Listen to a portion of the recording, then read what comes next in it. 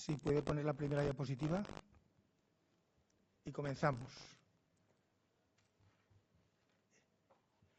Bueno, muy buenas tardes a todos. Aquí tenemos en pantalla un caso clínico que vamos a desarrollar. La mesa de hoy va a ser una mesa a tres bandas, una mesa tipo debate. Tenemos aquí a dos valores, no diría emergentes, sino valores ya sustantivos de lo que es la Sociedad Española de Arteriosclerosis. Ana Sanchís, a mi derecha, que trabaja en atención primaria en Mallorca, en el Centro de Salud de Trencadors, no me salía el nombre, y Belén Rocha, a mi izquierda, que trabaja en el Servicio de Medicina Interna, dirige el Servicio de Medicina Interna del Hospital de Manises y la Unidad de Riesgo Vascular del Hospital de Manises. Nos faltaba una diapositiva anterior a esta, pero yo creo que podemos empezar con el desarrollo de un caso clínico que vamos a debatir. La idea que teníamos al plantear la mesa, y agradecer lógicamente la confianza que ha depositado el comité en nosotros para desarrollarla, es hablar de esa nueva entidad nosológica que a lo mejor no es tan nueva, la adiposopatía. Lo que antes decíamos síndrome metabólico, obesidad, ahora a lo mejor lo denominamos adiposopatía. Los cambios en las implicaciones tanto diagnósticas como terapéuticas de esta, entre comillas, nueva nomenclatura, nueva patología, pues es lo que vamos a debatir al hilo de un caso clínico muy normal, que es el que tenéis aquí en la pantalla detrás. Sí, aquí está. Es una señora que ha tenido un infarto agudo de miocardio hace 4 semanas y que acude a nuestra consulta.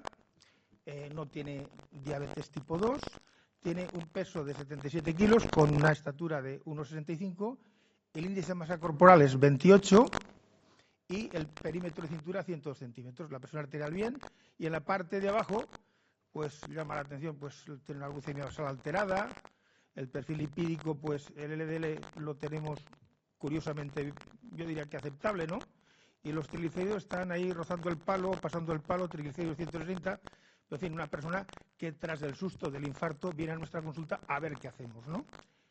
Y aquí tenemos el tratamiento, ¿eh? No sé qué os parecerá a vosotros, tenemos yo creo que todos los palos tocados. Tenemos el ramipril, el carvedilol, la rosuvastatina, la aspirina con el clopidogrel para la doble antiagregación, y a la persona que ha sufrido el infarto se le han dado las consecuentes y buenas recomendaciones dietéticas y de rehabilitación, ¿no? Este es un tratamiento con el que nos llega a la consulta, y la analítica que hemos visto con anterioridad es la que tenemos en nuestro poder, ¿no? La primera cuestión, y me gustaría aquí empezar el diálogo, es si el tratamiento que volvemos a detrás ahora os parece bueno o no. A mí en un principio la verdad es que me parece, volviendo hacia atrás, que ese tratamiento es el adecuado tras un infarto. ¿Estáis de acuerdo o no? Los que digan que sí, por favor, pueden levantar la mano. Los que creen, mayoritariamente la mesa es coincidente con mi primera impresión, que ese tratamiento es FETEN. ¿Hay alguien que levantaría la mano y no le parecería adecuado o afinaría un poco más? Bueno, hay los recalcitrantes aquí a la izquierda, que ya intuyen lo que puede pasar, pero evidentemente a bote pronto el tratamiento es el idóneo, ¿no? Aquí tenemos los 4 pilares del tratamiento de una persona tras un infarto. La hipertensión la tenemos tratada con el ramipril. No tiene todavía diabetes tipo 2, aunque no es descartable que lo tuviera. Tendría todos los criterios que antes decíamos que es el síndrome metabólico, está antiagregado correctamente, y los lípidos, curiosamente, los tenemos por debajo de 55. Me hago esta pregunta a mí mismo, que es lo que a mí me planteó el caso. ¿Se nos olvida algo? Pues se nos olvida la adiposopatía, esa obesidad tipo abdominal que es el origen de todo. Antes teníamos muy poco al respecto y ahora han aparecido nuevos fármacos que permiten tratar el exceso de peso, pero tratar también el riesgo cardiovascular, ¿no? Esta es una diapositiva repetida hasta la saciedad, en que vemos que la base sustantiva de la enfermedad cardio-reno-metabólica precisamente puede ser la adiposopatía, con ese pool de inflamación de citoquinas que golpean al endotelio, que golpean la pared vascular y hacen que el riesgo se incremente. O sea, la consideración que no habíamos tenido es la adiposopatía, esa obesidad abdominal, pues no está recibiendo el tratamiento adecuado. Y aquí pues tenemos las consecuencias que nos puede dar. Yo creo que no hace falta en este foro decir que va a haber más problemas vasculares, va a haber más diabetes tipo 2, incluso va a haber más hígado graso. O sea que tenemos un problema reconocido que nos ha pasado de soslayo, no lo hemos tratado. Y Belén, ¿qué hacemos con esa adiposopatía que hemos dicho que es la obesidad, la nomenclatura? Porque el tejido graso es un tejido no inerte, sino que produce esas citoquinas que nos dan mayor riesgo cardiovascular. ¿Qué hacemos con la adiposopatía, Belén? Bueno, gracias, Vicente. La verdad es que después de que Vicente nos haya explicado la importancia en esta paciente de esta enfermedad, la adiposopatía, yo quería decirles que una vez diagnosticada, lo que tendríamos que hacer es tratarla, pero no tanto con el objetivo de la pérdida de peso, sino como esa pérdida de peso puede traernos mejoría en la salud de nuestra paciente. Hemos visto en diferentes estudios que pequeñas pérdidas de peso ya están teniendo beneficios en los pacientes cardiovasculares. Así pues, pérdidas de peso entre el 0 y el 5% mejoran la hiperglucemia y la hipertensión. Pérdidas de peso mayores, entre el 5 y el 10%, mejoran la enfermedad de hígado graso no alcohólico, las enfermedades respiratorias, la dislipemia, el síndrome de ovario poliquístico, previenen la aparición de la diabetes en esta paciente, que recordemos que estaba en prediabetes, y la incontinencia urinaria de esfuerzo. Cuando alcanzamos ya dos cifras en la pérdida de peso, pérdidas de peso entre el 10 y el 15%, consiguen mejorar la osteoartrosis de rodilla, la enfermedad por reflujo gastroesofágico, el síndrome de apnea obstructiva del sueño y la esteatohepatitis no alcohólica. Y finalmente, cuando llegamos a pérdidas mayores al 15%, vemos mejoría en la insuficiencia cardíaca con fracción de eyección preservada, vemos incluso remisiones de la diabetes mellitus tipo 2, mejoría en la esteatohepatitis no alcohólica y, lo más importante, reducción en enfermedad cardiovascular e incluso reducción de la mortalidad cardiovascular. Si me permites, querría hacerte una puntualización porque sí que cambiamos de concepto, porque antes se decía pequeñas reducciones de peso producen un enorme beneficio metabólico, pero eso sí nos quedamos con el 5 o 10%. Pero hay que ir a por la Champions, no hay que ir ahora a bajar el peso un 15%, porque viene implícito una reducción del riesgo cardiovascular, ¿no es así? Sí.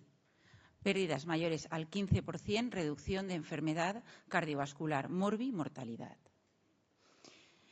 Y aquí quería simplemente recordar que ya las guías Giro de la Sociedad Española para el abordaje integral y multidisciplinar de la obesidad nos recuerdan la importancia de hablarles del peso a nuestros pacientes, siempre primero preguntando sobre si quieren abordar el peso y tratarlo. Nos recuerdan la importancia de implicarles en su tratamiento, de que nunca olvidemos la modificación de hábitos de vida y el ejercicio, y posteriormente, tras la concienciación del paciente, hacer énfasis en la dieta, el ejercicio. Si con 3 meses no llegamos a objetivos, sí que nos dicen que planteemos ya tratamiento farmacológico. En los próximos minutos hablaremos de todo este tratamiento farmacológico, pero yo quiero volver a nuestra paciente, a María. Nuestra paciente de 58 años ya ha tenido un infarto, tiene un índice de masa corporal de 28, pero no es diabética. Esta paciente llegó a nuestra consulta en enero del 2024, pero poco antes había publicado el estudio SELECT, el cual nos decía que en pacientes similares a los de nuestra paciente, aquellos que tenían sobrepeso u obesidad y tenían una enfermedad cardiovascular previa, pero no eran diabéticos, con semaglutida 2,4 miligramos, un estudio multicéntrico aleatorizado y doble ciego, consiguieron los siguientes beneficios cardiovasculares en un seguimiento a 40 meses. Reducción del MACE de un 20%, reducción de la muerte por todas las causas de un 19%, reducción de insuficiencia cardíaca un 18% y pérdida de peso de un 9,4%. Se analizaron otros valores y se vio también reducción de presión arterial sistólica y PCR ultrasensible. También, poco después, en agosto del 2024, vemos identificada a nuestra paciente en otro estudio de la Sociedad Española de Cardiología, donde en las guías para el manejo del síndrome coronario crónico se nos recomienda el uso de semaglutida para pacientes con sobrepeso u obesidad, sin diabetes y que hayan tenido un evento cardiovascular. O sea que, en principio, creo entender que este no sería un fármaco solo para perder peso, sino No. sería para reducir el riesgo cardiovascular. Es la importancia de este fármaco, que reduciría el riesgo cardiovascular. Es en población sin diabetes con obesidad, con sobrepeso, obesidad, y que ha demostrado reducir eventos. Exactamente. Pero bueno, esto fue hace ya más de un año y yo me planteo, ya estamos en el año 2025. Ana, ¿hay evidencia con otros fármacos?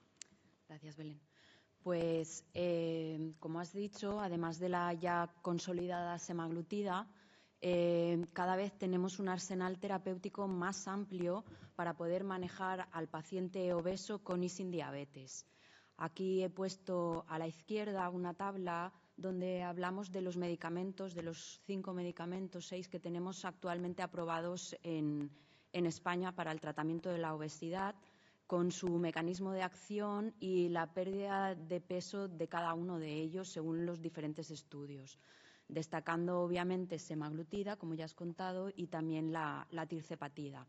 Y a la derecha hemos puesto un algoritmo que creemos que está cada vez cogiendo como más fuerza para manejar al paciente con obesidad en función de sus características clínicas.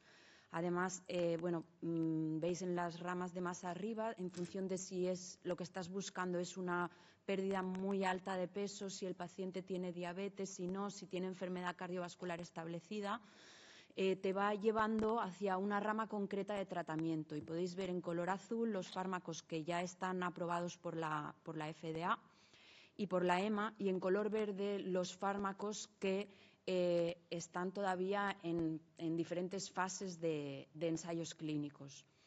Entonces, creo que es para todos obvio que hay una revolución en cuanto a los tratamientos para la obesidad que empezó la semaglutida y que es la que actualmente tiene más evidencia por ser la primera en aparecer y la que tiene los estudios que la respaldan. Pero ya empezamos a ver fármacos que no son solo simples, sino fármacos con efecto doble, como el de la pemvidutida, que es un fármaco agonista dual, tanto de los GLP-1 como del glucagón, y que está en investigación para el tratamiento de la obesidad y enfermedades metabólicas asociadas como la enfermedad hepática grasa. Este fármaco está en fase 1, fase 2 de estudio y es bastante prometedor en cuanto a la cantidad de pérdida de peso, ya que logra más de un 15% de pérdida de peso y afecta además a la grasa a nivel hepático. Después otro fármaco muy interesante que creo que para principios del año que viene tendrá ya estudios publicados, la retatrutida, que es el agonista triple que estamos esperando y que combina los análogos es un receptor sobre 3 receptores, ¿no? Actúa sobre el GLP-1, sobre el glucagón y sobre el GIP, y que está ahora en fase 2-3. Sus estudios han empezado los estudios TRIUMPH y que provoca unas pérdidas de peso cercanas al 25%. Este sí que llegaría ya a pérdidas de peso similares a las de la cirugía bariátrica. Y sobre todo con las dosis más altas de 12 miligramos. Se está investigando, igual que la tirzepatida, para inyectable semanal en dosis de 6-12 miligramos. Hoy por hoy, entonces, lo que tenemos comercializado en España son los 2 de arriba. Exacto. Y próximamente habrán nuevos actores, los duales y los triples, ¿no? Eso es. La retatrutida tiene unas expectativas, o hay unas expectativas muy altas puestas en él, pero de momento no es un fármaco comercializado que podamos utilizar en nuestra práctica diaria. Este sí que es una comparativa con los 2 que sí que tenemos comercializados y que podemos utilizar, semaglutida y tirzepatida, en un estudio publicado en JAMA hace poquito, en el que vemos el brazo azul clarito es el referente a tirzepatida y el azul oscuro a semaglutida, analizando a los 3, 6 y 12 meses la pérdida de peso que provocaban en pacientes con obesidad sin diabetes. Y, bueno, como podéis ver en los diferentes estadios, la pérdida de peso era siempre mayor en los pacientes con tirzepatida. Y, sobre todo, a los 12 meses vemos que esa diferencia es mucho más marcada en pacientes sin diabetes. Este es un estudio observacional de tirzepatida comparada con análogos de GLP-1, que también está pendiente de publicarse, pero han sacado este pequeño adelanto donde, pues igual que pasaba con la retatrutida, ya te avanzan que posiblemente también tenga efectos sobre beneficio cardiovascular y renal, que utilizan como resultado secundario, donde también tienen evidencia, pero esto está a la espera. Vamos a ver, entonces, hasta el momento, semaglutide tiene demostrados beneficios cardiovasculares. Se prevé que el TIRCE los tenga. Ahora, de momento, tiene esto que tenemos en la pantalla, aunque sí parece clara que con TIRCE se pierde más peso. Eso sí está. Ahora falta ver que es esperable que también se traduzca una reducción relevante del riesgo cardiovascular. Estamos hablando en pacientes con obesidad. Exacto. En diabetes es otra liga que también han demostrado efectividad de ambos fármacos, ¿no? Así es. Muy bien. Y todo esto es, todo el tiempo lo que te vienen diciendo es que todos estos fármacos han de utilizarse siempre combinados con una modificación en el estilo de vida, sobre todo a nivel de actividad física y de alimentación. Entonces, Vicente, ¿qué crees? La dieta que hacer, lo que hemos hecho hasta ahora no ha servido para nada. Eso, aquí tenemos esta diapositiva que es de hace años, pero me gusta porque cogieron a los que habían iniciado el tratamiento dietético para perder peso en el Reino Unido, unos cuantos miles de personas, y analizaron a los años qué había ocurrido con ellos. Pues lo que ocurrió es que, independientemente que en un principio pudieran perder peso, aumentaron a los 5 y 10 años. O sea que si alguien le querías hacer aumentar de peso, le ponías la dieta y al cabo del tiempo pesaba más que al principio. Esto que hacíamos antes de la dieta hipocalórica, esto no vamos bien. Esto se ha demostrado, primero, insatisfactorio para el paciente, probablemente no, seguro no era efectivo. No era efectivo porque se lograba que el paciente volviera por ese efecto yo-yo al mismo peso que tenía al principio, o incluso que tuviera más peso que al principio de iniciar el tratamiento dietético. Las dietas tradicionales no eran muy efectivas. ¿Qué hacemos con la dieta? ¿Qué nos dicen las guías? Bueno, las últimas guías, aquí tenemos el documento que hemos publicado recientemente en esta sociedad, hablando de la dieta y la prevención cardiovascular, porque lo que queremos con la dieta, vale, que se pierda peso, pero queremos dejarle al paciente con una vida más prolongada, con una calidad de vida mejor, reducir su morbo y mortalidad cardiovascular. Hasta hace poco, la NICE nos decía, hay que restringir 500 kilocalorías de la dieta. Se hace un estudio y restringimos 500 kilocalorías. Este año ya nos dicen, la dieta que le recomendemos que sea una ingesta total de energía por debajo del gasto energético. O sea, hay que incrementar el gasto y reducir ligeramente el contenido calórico de la dieta, de la energía, buscando más el largo plazo. Esto es una carrera de fondo, no es un sprint, no es para el bikini o para la comunión o para la... No, esto es una carrera de fondo en estos pacientes que exige el tratamiento farmacológico y que va a exigir, sin lugar a dudas, un tratamiento dietético en que hasta hace poco hablábamos de nutrientes como base sustantiva de lo que es la dieta. Ahora ya hablamos de alimentos en los que los diferentes nutrientes ejercen su acción de forma sinérgica o antagónica. Por ejemplo, el caso de los huevos. Los huevos llevan mucho colesterol, pero también llevan ovoalbúmina. El efecto del huevo no es el esperable por su contenido en colesterol. No incrementa tanto el colesterol en sangre, ni incrementa el riesgo cardiovascular su consumo.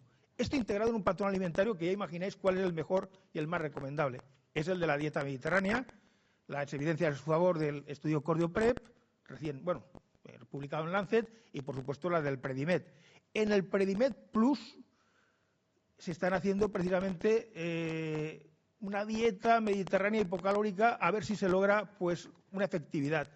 Y si logramos controlar esa adiposopatía, esa adiposidad visceral, seguramente, aunque aún no está demostrado, también reduciremos el riesgo cardiovascular. O sea, la dieta sería una dieta moderadamente hipocalórica, con un incremento de la actividad física, de resistencia y aeróbica, y con la selección de alimentos que sea palatable. Todo lo que no es palatable a largo plazo no se puede dar. Aquí tenemos las bondades de la dieta mediterránea con sus beneficios en relación a otras dietas.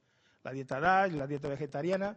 En definitiva, las evidencias que tenemos con la dieta mediterránea no las hay con otras dietas que también son efectivas en cuanto a la prevención cardiovascular, pero con un menor nivel de evidencia. ¿Y qué fármacos vaya con los fármacos? ¿Qué alimentos debiéramos restringir en mayor medida en lo que es la alimentación recomendable para los pacientes con adiposopatía con obesidad? Por aquí los tenéis. Los ultraprocesados, aunque bien es verdad que no todos son iguales, yo haría una mención especial a lo que es comida basura, que todos sabemos lo que es, y luego por las bebidas azucaradas, ¿no? Las bebidas azucaradas, evidentemente, o los lácteo azucarado, que la persona piensa que es saludable, pues la leche sí es saludable, pero el azúcar que lleva ese lácteo, pues quizá no lo sea. Y una particularidad o peculiaridad últimamente demostrada es el consumo de bebidas con edulcorantes artificiales.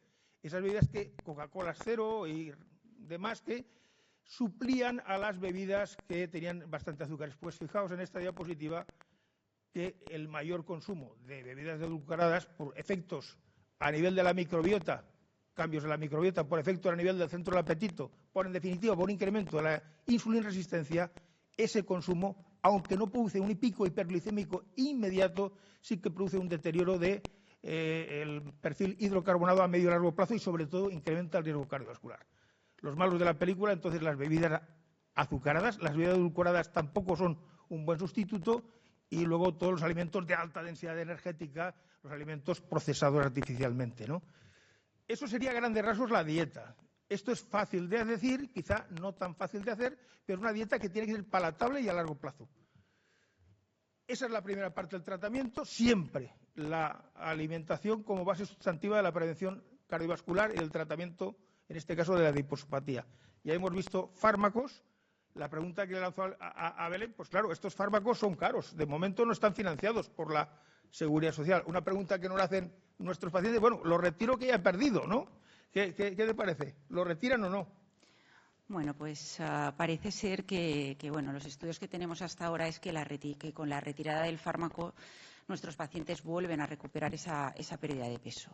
Aquí tenemos la ampliación del estudio STEP 1, donde en la semana 36 del estudio se retiró el fármaco. Y podemos ver, tanto en la primera gráfica, donde es la pérdida global de peso que habían tenido los pacientes, como en la segunda gráfica, donde nos dice porcentualmente, según el porcentaje de peso que habían perdido, todas las gráficas, una vez retirado el fármaco en la semana 36, volvían a recuperar peso.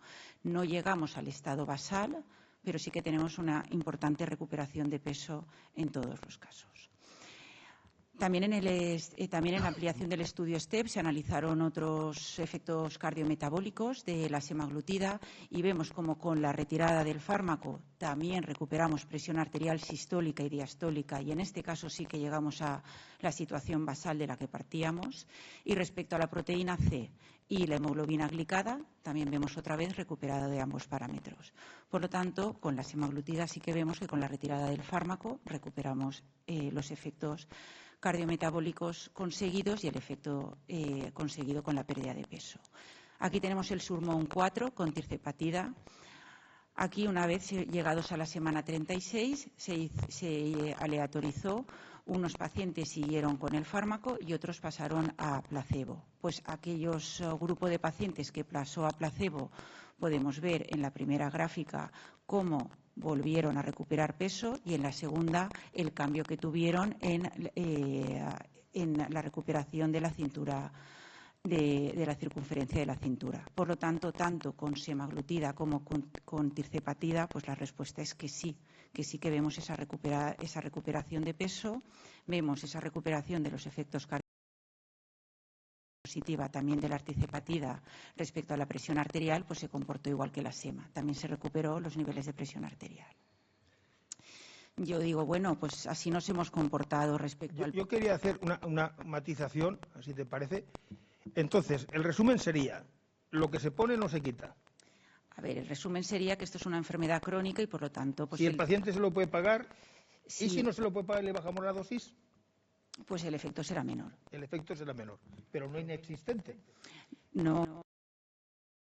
Veíamos en la gráfica donde estaban los diferentes porcentajes de la pérdida de peso, realmente se iba recuperando según el porcentaje de pérdida. Por lo tanto, no sé qué os parecerá, es una cosa que a veces se nos plantea en la consulta, pues para aligerar el bolsillo del paciente reducimos la dosis, pero no tenemos evidencias para que sustentan. las que tenemos son estas. Son indirectas, ¿no? Vale. O sea que lo que pongo no lo quito. Si puedes, no lo quitas. Vale. Pero yo me planteo qué ha pasado con los efectos renales que nos comentaba Ana. ¿Existen beneficios? Bueno, yo también me uno a que lo que se pone mejor no quitar, igual que pasa con la alimentación. Si dejas de hacer una dieta baja en grasas, volverás a tener los problemas que tenías al principio con la medicación, igual que nos pasa con la medicación de la tensión, ¿no? Si la suspendes, vuelves a estar hipertenso, pues en este caso. Yo una cosa quería comentar en relación a la dieta baja en grasas. La dieta mediterránea no es tan baja en grasas porque el aceite de oliva le da un poco de alegría a la alimentación y la que se recomendaba, el comparador con el Cordioprep y el Predimed, sí que era la dieta baja en grasas, que no es tan mala, pero la dieta del Cordioprep o del Predimed es una dieta palatable y relativamente agradable. Si restringimos las calorías, pues ayudaremos, qué duda cabe. Pues a nivel de beneficios renales estamos un poco igual que pasaba con los beneficios cardiovasculares. La semaglutida tiene la ventaja de haber salido primero y tener más estudios y más evidencia en el momento actual. Por lo tanto, la mayoría de las guías se posicionan a favor de ella cuando hablas de temas de beneficio a nivel cardiovascular o renal. En el estudio SURPASS-4 de la tirzepatida, sí que es verdad que se vio de forma secundaria como tirzepatida, comparada con insulina alargina, sí mejoraba o disminuía la progresión de la albuminuria en los pacientes que tomaban este medicamento, pero al ser un endpoint secundario, pues no tiene la fuerza. Esto es en pacientes con diabetes. Esto es en pacientes con diabetes. Vale, vale, perdón. Tienen ahora el estudio TREASURE, que se va a publicar probablemente en enero del 26 y que sí que será ya específico para evaluar como endpoint primario el tema del beneficio renal de la tirzepatida, pero también en obesidad. En obesidad, pero también estará pendiente de publicarse. La semaglutida, como ha explicado Belén, en el ensayo SELECT sí que tiene demostrada una reducción del 22% del endpoint principal de mejorar o de disminuir la disminución de la albuminuria de estos pacientes, ¿no? El estudio FLOW de la semaglutida es un estudio en el que sí que hay desenlaces renales duros, es decir, se ha demostrado efectivamente, de hecho se tuvo que interrumpir precozmente por alcanzar un beneficio significativo en este objetivo primario, comparada con placebo, en el que demostraba la reducción de la albuminuria y el beneficio también en el enlentecimiento de la progresión de la enfermedad renal, sobre todo en estadio terminal. Parece que los fármacos que en un principio eran exclusivamente para la diabetes, estoy pensando en los SGLT2 y ahora con el semaglutide también, nos van a servir para múltiples cosas. Los SGLT2, enfermedad renal crónica e insuficiencia cardíaca, y esto para la insuficiencia cardíaca, además de la adiposopatía y además, lógicamente, del tratamiento de la diabetes, ¿no? Bueno, un poco en consonancia con lo que llevamos tiempo diciendo, que el tratamiento de los factores de riesgo y de las enfermedades vasculares no puede estar dirigido únicamente a uno de ellos, sino... Esa diapositiva de la adiposopatía como base del CRM, que ahora parece que está el cardiorreno metabólico, ¿no? Muy bien. Entonces, volviendo a este paciente que explicábamos al principio de nuestra charla, que tenía, creo que era el IMC de 28, te pregunto a ti, Vicente, o a la audiencia, si pensamos que tiene sobrepeso por IMC o alguno de vosotros la consideraría una paciente que ya tiene obesidad. Bueno, tiene adiposopatía, pero ¿os parece si tenemos que seguir los criterios para prescribir, de momento son IMC 30, no entra, ¿no? O sea, no es obesa con los criterios tradicionales, ¿no? Y esto está cambiando ahora. Fijaos aquí, esto era muy sencillo, por debajo de 30 será entre 25 y 30 es sobrepeso y por encima de 30 obesidad. Eso era hasta hace bien poco.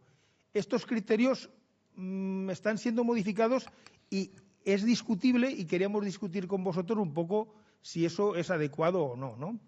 En principio la propuesta es, ¿puede una persona con sobrepeso como esta paciente, si tiene barriguilla, si tiene ese índice de cintura por encima, esta era una mujer que tenía 102, o sea que el índice de cintura-cadera, la estatura comparada con el índice de cintura, todos estos parámetros marcados y acompañados que demuestran que es una adiposopatía de predominio visceral, junto al índice de masa corporal por encima de 25, eso, según Lancet, el comité Lancet, se dice, oye, pues ya estamos ante una persona con obesidad, aunque el índice de masa corporal sea inferior a 30.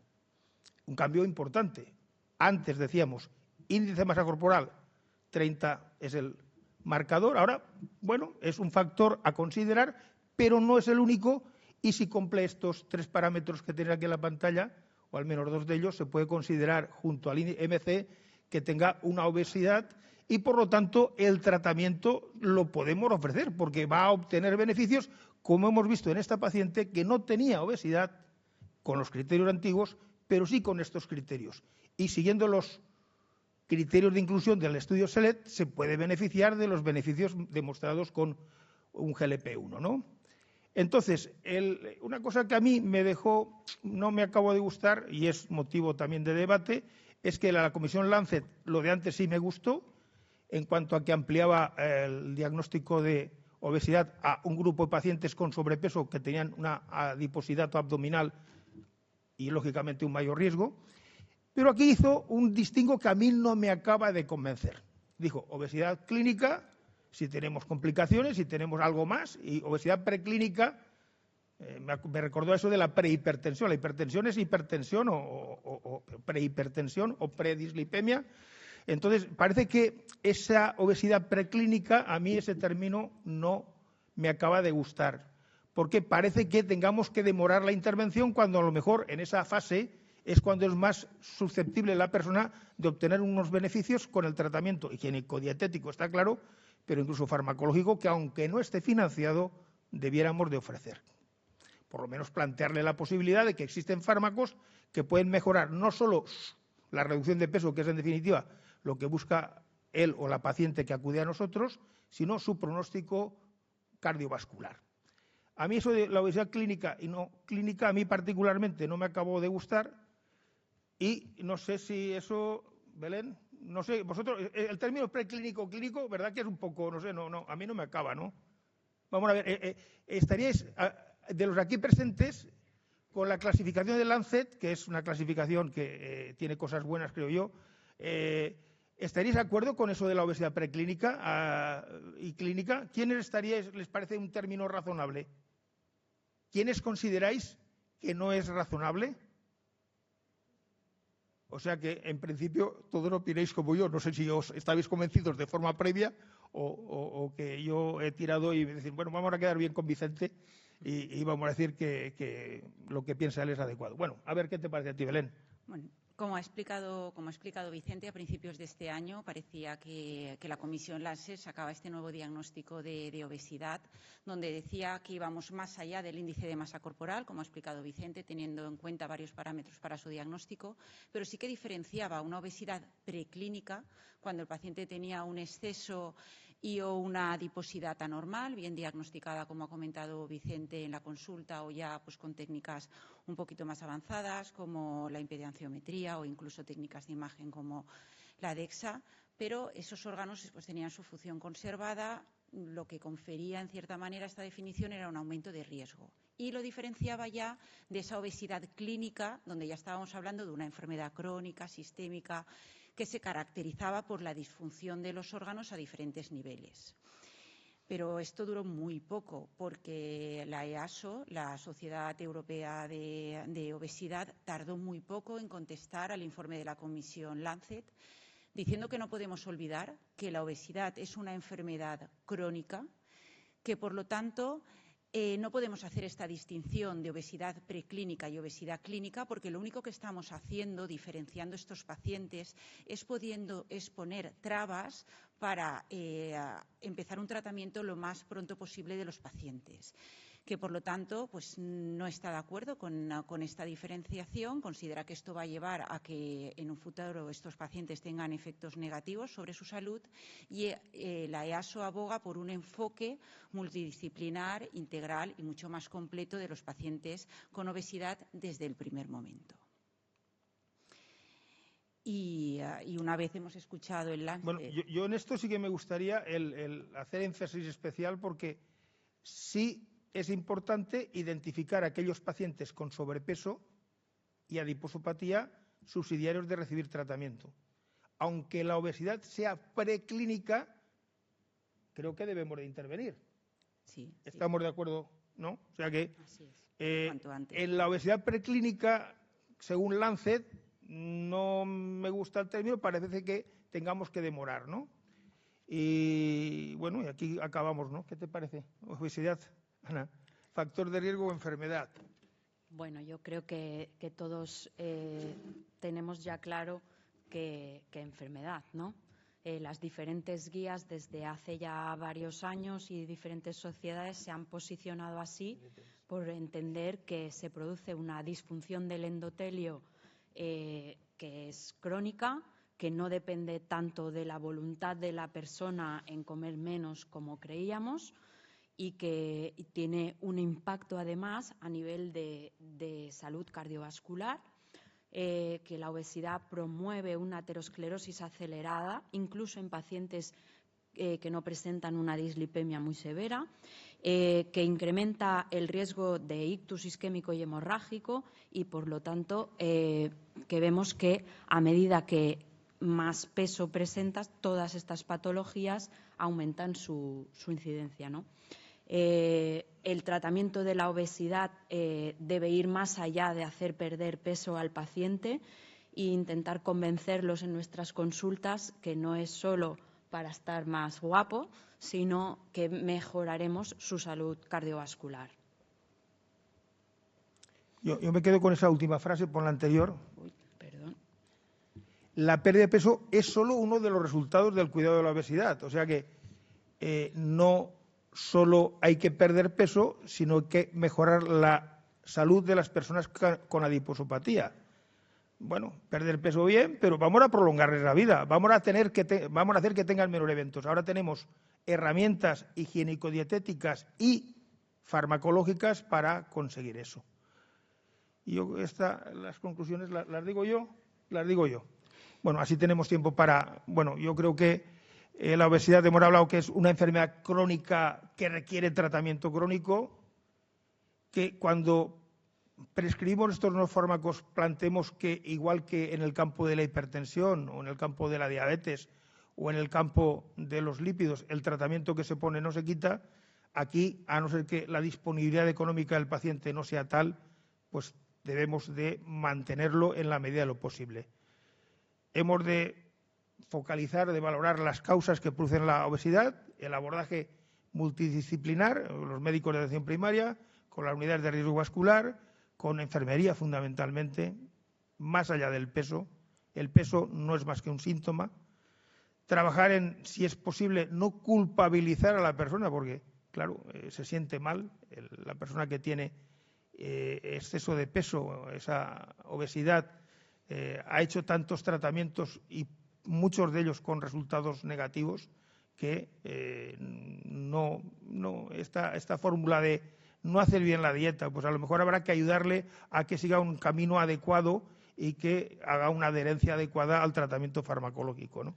Interrumpo un poco ahí, sí. Porque creo que ahora tenemos las dos caras de los pacientes, los que toda la vida han luchado por perder peso y a pesar de múltiples dietas no lo han conseguido, y ahí es donde está la revolución de los fármacos, donde estamos empezando a ver que esas personas vienen muy contentas porque por fin están consiguiendo lo que llevaban años intentando y no han logrado. Pero como decíamos antes, en estos pacientes hay que estar más encima que nunca en la modificación de estilos de vida, porque también tenemos la versión de los que, aprovechando el fármaco, se están olvidando de la otra parte igual de importante en el tratamiento de la obesidad. Lo que dices me viene al pelo para comentar que hay que informar al paciente y acordar con el paciente el tratamiento. Hay que empoderar al paciente, porque evidentemente nosotros le podemos ayudar, pero él tiene que poner su granito de arena, no tan solo confiando en el tratamiento farmacológico, en este caso en la inyección mágica, no. Esa inyección evidentemente le va a dar efectividad, le va a dar resultados, pero la modificación del estilo de vida es fundamental. ¿Quieres añadir tú algo más, Belén? Pues a mí, un poco por contar mi vida real, lo que quería añadir es un poco el factor limitante que tenemos ahora en estos pacientes del precio. Porque, al menos mi realidad es que ante mi sorpresa hay gente que justamente para estos fármacos sí que pues hace el esfuerzo del desempeño económico, pero eso no es la gran mayoría de nuestros pacientes. Yo estoy en un área sanitaria donde muchos pacientes no se lo pueden permitir y por lo tanto, pues me parece que nos faltaba comentar esta parte de que tenemos un fármaco muy potente, que tenemos fármacos con muy buenos resultados en mortalidad, pero que hoy por hoy pues no lo podemos ofrecer a todos los pacientes que lo necesiten. Hay veces que cuando recuerdo una reunión de este tipo, es la máxima dosis tolerada, no solo en cuanto a efectos secundarios, sino económicamente, llegar hasta donde el paciente puede pagarlo, porque esto evidentemente es efectivo, pero hoy por hoy el paciente lo tiene que pagar, aún a pesar del tremendo beneficio, que otra cosa es, por lo menos, no sé, en una persona que haya tenido un infarto y que tenga obesidad, pues yo creo que el fármaco debiera de estar financiado, pero eso llegará o no llegará, veremos. Bueno, pues hemos acabado, pero tenemos ahora unos 15 minutos para que, más que preguntas, comentarios.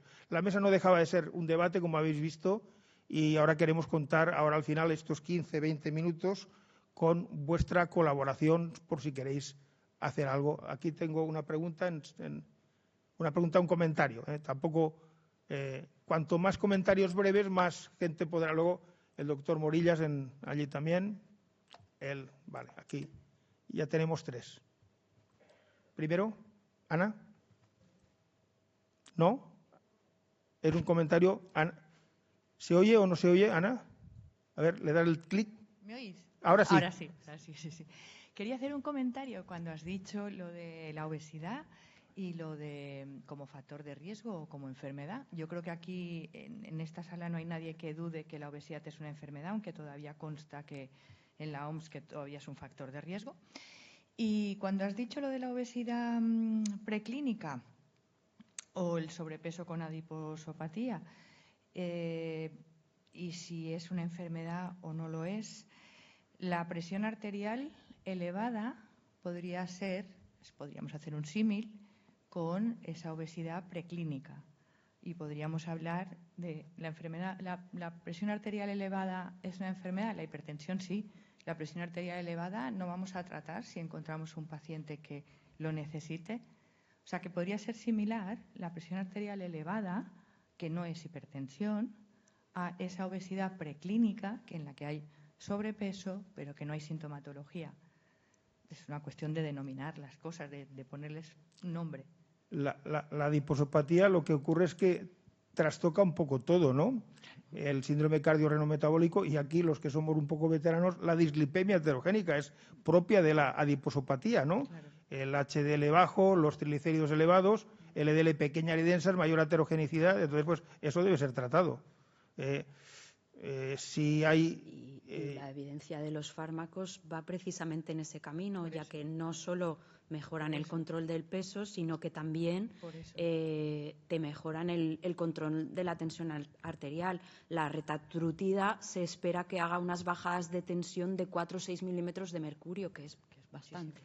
Con estos fármacos también mejoran los parámetros metabólicos, o sea que en parte debido a la obesidad, pero hay efectos del fármaco propiamente dicho. O sea que, en definitiva, si tratamos a estos pacientes, vamos a mejorar su pronóstico, eso es indudable. El doctor Carlos Morillas y el doctor Luis Álvarez después. Luego, Carlos. Creo que tenemos que cambiar las sociedades científicas. La adiposidad es una enfermedad crónica clarísimamente ahora. Probablemente el origen, si no me cardiorreno-metabólico, tiene que cambiar el nombre, es metabo-reno-cardiovascular. El principal problema es la adiposopatía. Y las evidencias de reducción de todo lo que estáis comentando es con 2 dígitos, a partir del 10 y sobre todo 15% de reducción. Eso se consigue con tirzepatide 10-15 miligramos y con semaglutide 2,4 miligramos. Hay que convencer al paciente, hay que empoderarle para que llegue a esas dosis, no para la que se puede pagar. Y por eso las sociedades científicas tenemos que hablar con la administración y, aunque no se financie, conseguir precios asequibles. Porque si no tendremos medicina de Champions y medicina de tercer mundo.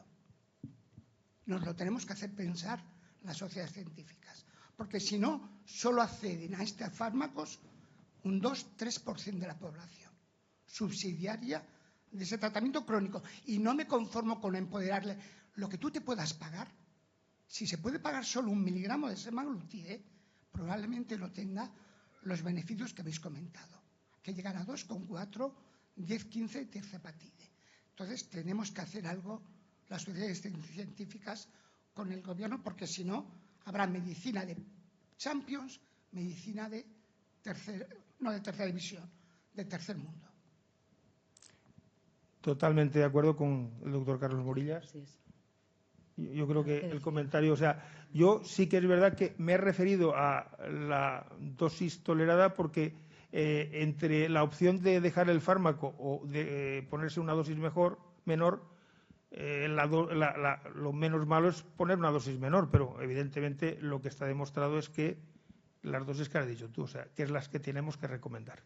Sobre todo de cara a hacer mantenimiento de tratamientos, porque no es lo mismo pensar en un tratamiento con un plan a medio plazo de durante un año estar tomando o pinchándote un fármaco de alto precio, como hablarle al paciente de que va a tener que costear de su bolsillo ese medicamento durante 20 o 30 años. Doctor, y luego delante, 2 filas delante. La verdad es que el tema es candente y no es baladí. El problema es que la administración siempre dice lo mismo. Cuando salió el omeprazol, esto va a ser el fin de los gastos sanitarios. Cuando salió el sumatriptán, esto no lo puede pagar. Y así ha sido todo, ¿no? Pero yo creo que el gran debate no es si lo puedo pagar o no. Hágame usted un análisis comparativo. ¿Cuánto me ahorro yo de este medicamento en fármacos para la tensión, en fármacos para controlar la diabetes, en fármacos para controlar el colesterol de mis pacientes? Porque a lo mejor las cuentas salen, ¿no? A lo mejor, aparte ya de problemas psicológicos, problemas de relaciones humanas. Sí, todos recordamos cuando éramos adolescentes que los que estábamos gorditos no salíamos a bailar, pues no daba corte, ¿no? Y eso pues grababa a las personas, ¿no? Entonces yo no estaba gordito. Entonces, pero sí que es importante, o sea, el gran debate es tratar la obesidad versus tratar todas sus complicaciones posteriores. A lo mejor, desde el punto de vista económico, las diferencias salen a favor de tratar la obesidad, ¿no? Pero bueno, siempre tenemos una administración que esas cosas, no, ahórreme todo eso, porque a mí, como yo no soy el que pago los medicamentos, pero a mí todo lo que sea los ingresos y tal lo paga el hospital y es otra dirección general, pues tenemos una organización administrativa del gasto, pues que vamos a hablar, ¿no? Yo, a mi juicio, los criterios de selección del estudio SELECT, que es una población obesa con un infarto, pues eso debiera de estar financiado. Pero el gestor, bueno, en este caso la administración, no mira tanto el largo plazo como los beneficios inmediatos. El recorte del gasto es hoy, El beneficio es a largo plazo y a lo mejor siembro yo para que recoja otro. Entramos ya en un debate, pero sí, es verdad que yo al menos alguna indicación de las que ha demostrado beneficios tan grandes debiera de estar financiada, es mi opinión, y luego eso es sembrar para ampliar la indicación a otros campos. No sé si esto estáis de acuerdo, ¿no? Bueno, también la gran expectativa que tenemos en los fármacos hace que nos estemos adelantando un poco a la evidencia de los estudios y estamos también dando por supuesto que van a demostrar lo que preveemos que sí. Lo que hay demostrado ahora ya es muy bueno, pues si seguimos por este camino, pues lo que va a venir, no sé si el triple pues será tan bueno como lo que hay, pero la perspectiva es que tenemos una revolución en el tratamiento cardio-renometabólico y tratamiento vascular de la obesidad, no solo en el peso. O sea, tenemos una revolución porque hay fármacos que son efectivos no solo para reducir el peso. ¿Querías comentar algo más? Yo solamente quería decir que en el mundo de la macroeconomía sanitaria creo que justamente estos fármacos se podía valorar que con el precio que tienen sí que serían financiables dentro de si tenemos en cuenta pues todos los tratamientos de todas las enfermedades que tiene que asumir el Sistema Nacional de Salud. Con los beneficios que tienen estos fármacos y el precio que tiene actual, pues sí que sería para valorar igual que serían asumibles. Pero es una opinión personal. La pregunta que tenemos ahí en... Soy Teresa Tejerina. A ver, yo no tengo pregunta, es como una reflexión. Es verdad que los fármacos, tircepatide sobre todo, que es el que más baja el tanto por ciento de peso corporal, porque llega en algunos estudios hasta un 22%, que es importante. Semaglutida también es, por supuesto, pero la bajada de peso es menor. Pero han aparecido unas curvas en las cuales se veía que se recuperaba en el momento en que se deja de administrar, se recupera. Pero yo creo que si nuestro paciente está concienciado de que tiene que cambiar sus hábitos de alimentación y sus hábitos de sedentarismo, es decir, si tiene ya esa rutina de vida, y eso hay estudios ya todavía no muy publicados, pues realmente se recupera menos peso. Pero lo que sí hay que tener en cuenta es que cualquiera de los dos, sobre todo a través del GLP-1, pero con la tircepatida también a través del GIP, hay una alteración en los hábitos y en las apetencias de nuestro paciente. Es decir, el vaciamiento gástrico es muchísimo más, está enlentecido de forma importante, con lo cual nuestro paciente tiene menos hambre, pero el estómago al final es músculo, se aumenta y disminuye, etcétera. Es decir, si nuestro paciente le hemos ayudado, porque yo creo que el fármaco solo no le ayuda, pero tiene menos hambre sobre todo, le hemos ayudado psicológicamente a que tenga unos hábitos de vida cambiados, es decir, que sea menos sedentario, que tenga menos apetencia. Se describe que con tircepatida a través de los GIP, que están fundamentalmente a nivel central, desaparecen lo que denominamos antojos, esa comida que vamos picoteando. Bueno, si todo eso el paciente lo ha interiorizado y ha tenido esos hábitos, la recuperación de peso será menor o incluso podremos bajar la dosis y que realmente nuestro paciente siga perdiendo o manteniéndose. Porque algo que es muy frustrante para las personas que están con sobrepeso es que en el momento en que dejan de hacer lo que estuvieran haciendo, vuelven a recuperarlo de forma inmediata. Pero hay que concienciar a nuestro paciente que realmente la obesidad no es un problema estético, que puede serlo, pero no es un problema estético, es que esto le va a llevar a esto, a problemas de movilidad, problemas de apnea de sueño, problemas, por supuesto, cardiovasculares, problemas renales. Hay que concienciar al paciente, pero también hay que ayudarle y a que cambie esos hábitos basales de vida. Yo siempre digo que primero hay que cambiar lo que se puede y lo que es barato, que es caminar más, hacer más ejercicio. Al principio tampoco le podemos decir apúntate a un gimnasio 10 horas o 2 horas al día. Habrá que ir poco a poco, habrá que ir llevándolo de la mano, pero yo creo que eso sería un punto muy, muy a tener en cuenta. No tanto el fármaco, que sí lo es, cómo que a ese fármaco hay que ayudar a que la base, que es nuestro paciente, mejore también. Y yo creo que con eso habría menos recuperación del peso. Gracias. Muchas gracias. Veo que hay otro comentario, hay 2 comentarios más. Dejamos estos, hay algún, y el tercero, ya cerramos con estos 3. Si son cortos, por favor, ¿vale? Gracias. En vuestra experiencia, ¿creéis que la pérdida de masa magra asociada a esta pérdida de peso puede llegar a ser un problema? No. O sea, no. Tienes que decir al paciente que tiene que continuar haciendo ejercicio. Uno de los pilares básicos del tratamiento higiénico-dietético va a ser el incremento de la actividad física. Entonces, lo importante es que se pierda la adiposopatía y que se fortalezca la masa muscular. Estamos hablando de obesidad no sarcopénica. Lógicamente, una obesidad sarcopénica sería otro cantar, pero estamos hablando de una obesidad de una persona joven o relativamente joven, no deteriorada, no con fragilidad. Entonces, no hay problema con la sarcopenia, con el tema muscular.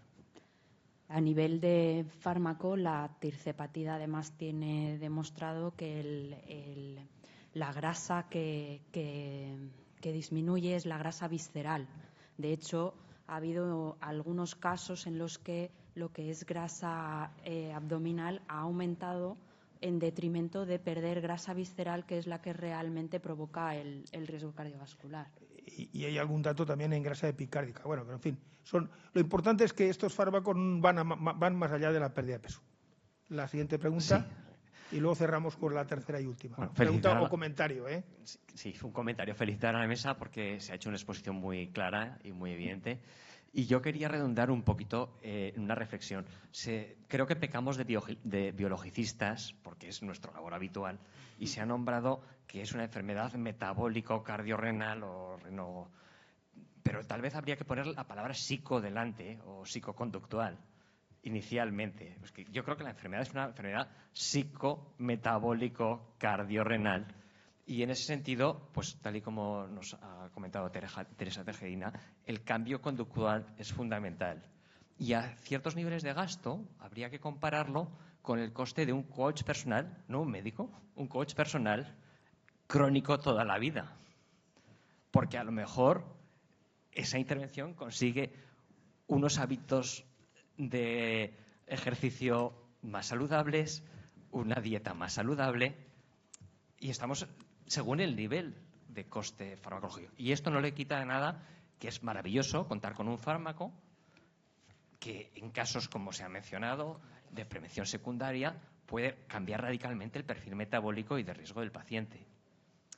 Pero de allí a plantear que la prevención de la obesidad considerada como enfermedad para todo el mundo pasa por el mismo camino, yo creo que habría que hacerse un planteamiento también de costes.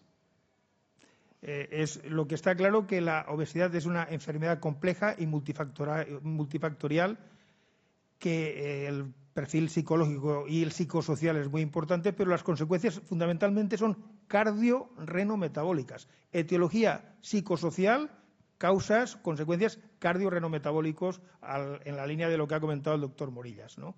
La última intervención y cerramos, porque así nos ajustamos fielmente al tiempo encomendado. Hola, buenas tardes. Yo soy Juan Carretero, soy internista. Simplemente era hacer un comentario al tema del posicionamiento de la Lancet Commission. El tema de la obesidad preclínica no se refiere tanto a tener un IMC por debajo de 30 o un exceso de disopatía, sino que la obesidad no le origine a esa persona una alteración en la función, como si origina la obesidad clínica. Quizás podríamos debatir si la obesidad clínica, el hecho de, por ejemplo, en la Lancet que sacan a la enfermedad cardiovascular, no lo consideran dentro de la enfermedad clínica como tal, si es o no es.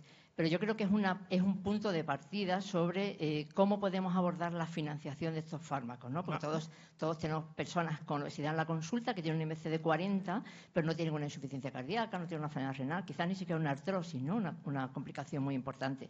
Y a propósito de la EASO, por supuesto, se lanzó a ir en contra del posicionamiento de la Lancet Commission. Sin embargo, en el reciente algoritmo que se ha publicado hace 2 semanas en el Congreso Europeo de Obesidad, EASO en su algoritmo define 2 formas de tratar la obesidad. si traza solamente el peso, en el cual posicionan los fármacos en función del peso corporal, y si trata la enfermedad adiposa, tanto por depósito, que sería la apnea del sueño o la artrosis, como la enfermedad metabólica, la adisopatía.